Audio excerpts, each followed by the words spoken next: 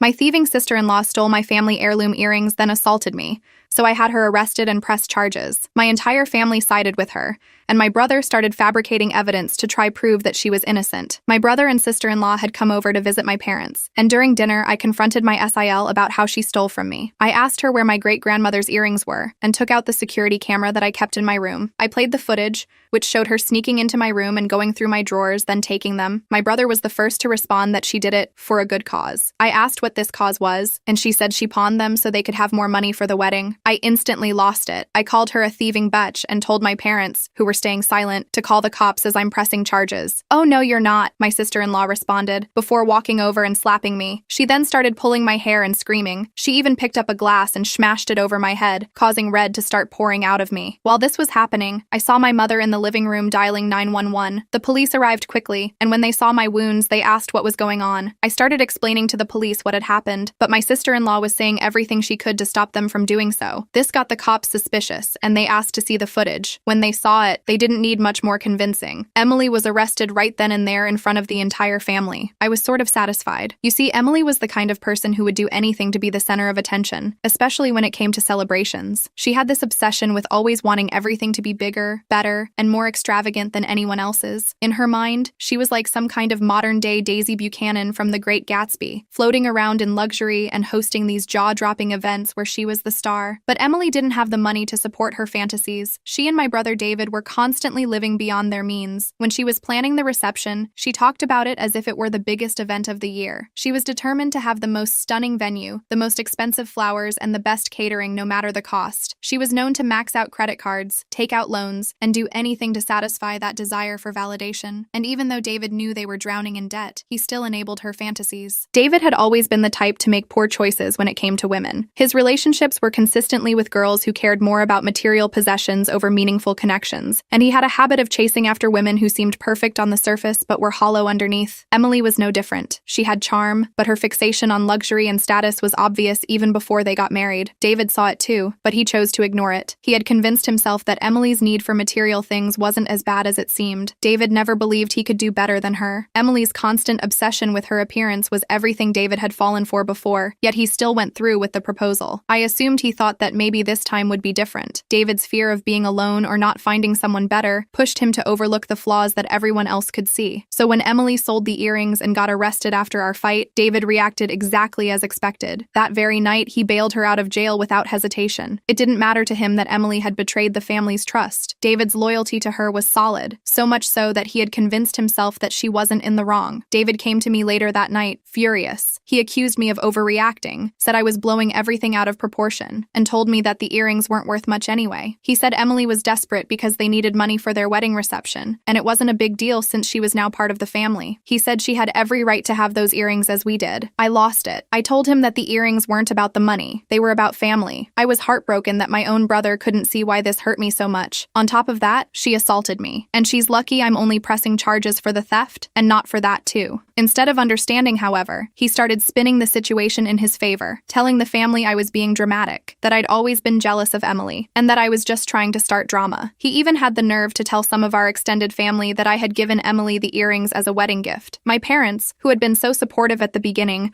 started to question everything. David has always been the golden child since he was the youngest sibling, so it wasn't hard for him to twist their perception of me. He played the loyal husband card, saying he was just standing up for his wife. A few days later, my phone rang, and I saw it was my mom. I almost didn't pick up. I knew exactly what was coming, but I did. I could hear the exhaustion in her voice the second she started talking. First, there was that hesitant small talk, the kind where you can tell they're just trying to find the right moment to bring up the real reason for the call. Finally, she got to it and told me she had talked to David and that he had told her the truth. She said it was really disappointing to hear, and the situation upset all of them. I didn't say anything, just let her talk. I knew David had gotten to her. I could already tell from the tone of her voice that she believed him, or at least enough of his side to think I had some responsibility in all of this. She kept going, saying how the whole situation had gotten out of hand, and then she told me that I should apologize to Emily. She said if we talked things through, it could help heal the family. I couldn't believe what I was hearing. Apologize to Emily for getting slapped and having a glass broken over me after I confronted her for for stealing from me, for her selling our family heirloom? My chest tightened as I realized what this was really about. My mom wasn't thinking about me. She was thinking about how all of this looked. She was more worried about smoothing things over than about what actually happened. I hung up the phone. Soon enough, half the family was taking his side while the other half stood by me. I couldn't believe it. My own family was turning against me, all because of my brother's lies. I was heartbroken. So I decided to press charges against Emily. I wasn't going to let her walk away scot-free. If my brother wanted to protect his wife at all costs,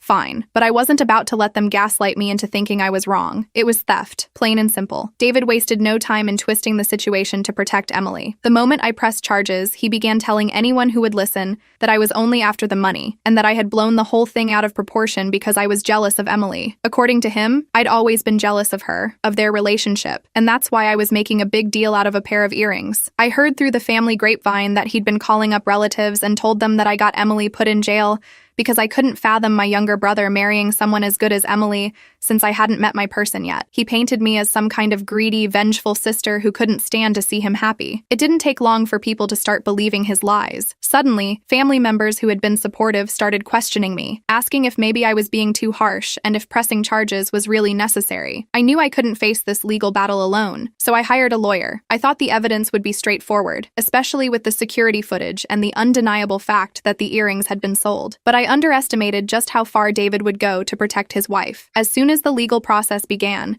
David started working to sabotage me. My lawyer informed me that David had gone a step further. He was bribing people, trying to get them to testify against me. He paid off a couple of distant family members to say that they had heard me say I didn't care about the earrings, and that I had casually handed them over to Emily as a gift for her wedding. It was a complete lie, but the sheer audacity of it left me reeling. He did everything in his power to discredit me. The people he bribed were willing to go on record and speak false testimonies that threatened to weaken my entire case. It didn't take long for my lawyer to pick up on the fact that something wasn't right. The worst came when David submitted supposed evidence to the court and fabricated text messages between me and Emily. My lawyer showed me the screenshots, and I felt my stomach drop. They looked like something I might have actually sent. In the messages, it seemed like I was telling Emily she could borrow the earrings whenever she wanted. One of the texts even went as far as to say, "You can keep them if you like." I had no idea how David had managed to create something like this, but it was clear he was going to stop at nothing to protect Emily. But it didn't stop there. My lawyer managed to track down one of the relatives who came to testify, and they admitted, off the record, that David had pressured them to lie. He'd paid them to say that I didn't care about the earrings, that I had practically handed them over to Emily without a second thought. It wasn't just about winning the legal battle for David. It was about making me out to be the villain. Every new jab David threw reminded me that my brother would rather see me fail than admit that his wife had done something wrong. On the day of the trial, the air felt thick. I entered the courtroom knowing this was the moment when everything would come to light. My lawyer presented our case. He showed the security footage of Emily sneaking into the room, the documents proving the sale of the earrings, and all the evidence of her theft. But then, as the witnesses were called to the stand,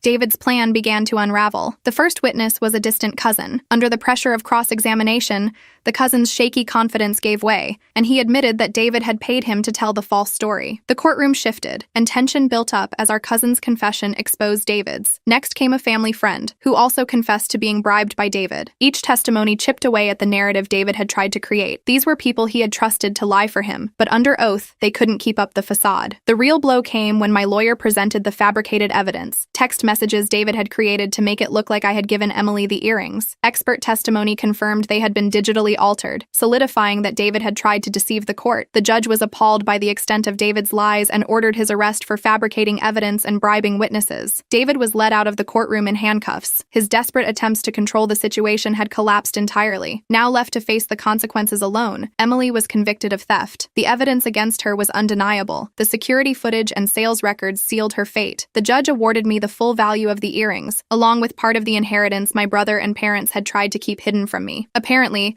there had been more money left to me by my grandmother, but David and my parents had decided to manage it without telling me. There was a small trust fund meant for me, but instead of being transparent, my family kept it from me. David, being the more responsible one in their eyes, had been managing it, or more accurately, blowing through it. He'd used part of it for his own expenses, and hid the rest, figuring I'd never notice. That was the final blow. My parents, who had taken David and Emily's side, had to face the fact that they had been backing the wrong people. Walking out of that courtroom and seeing my mom's face absolutely absolutely wrecked me. For months, she'd been the one trying to keep everything together. When Emily went to jail after the fight, my mom was more worried about saving face than anything else. But seeing her now, after David got arrested for everything he'd done, hit me hard. She looked like she'd been gutted. She'd been holding on to this hope that things could go back to normal. But now, with David being led away in handcuffs, she was staring down the fact that her son was actually going to prison. I couldn't help but feel bad for her. Once the legal dust settled, the trust was finally transferred over to me. At first, it felt weird, like the money was tainted by everything that had happened. But after all the chaos, I knew I needed to get away. So I used part of that inheritance to get as far away from it all as possible. I booked a vacation to the Cayman Islands. I figured if I was going to use this money for anything, it might as well be to find some peace for myself. The Cayman Islands was as far away from the mess as I could possibly get. I found it ironic that the same inheritance that David tried to keep from me